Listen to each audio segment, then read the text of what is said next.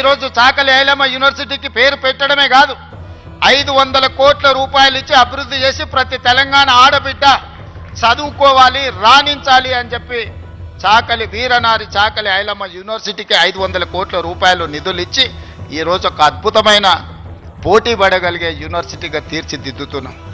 మరి ఒక మహిళా యూనివర్సిటీకి 500 కోట్ల రూపాయలు ఇస్తే మా ప్రొఫెసర్ గారు, మా వైస్ ఛాన్సలర్ గారు 5 కోట్లు 10 కోట్లు అడుగుతున్నారు.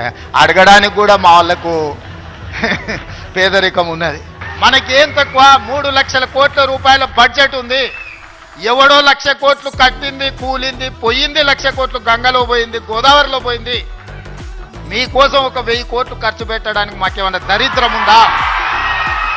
నేను స్పష్టంగా చెప్పదలుచుకున్నా, ఈ సంవత్సరం విద్యాశాఖ కోసము 40,000 కోట్లు ఖర్చు పెట్టిన.